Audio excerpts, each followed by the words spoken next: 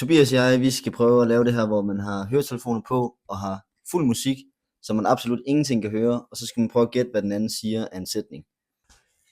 Okay, sætningen Tobias han skal gætte, det er: min guilty pleasure er gifler. Så må vi se, om han kan regne det ud. Min guilty pleasure er gifler. Min guilty pleasure er gifler. Mads. Nej. Min.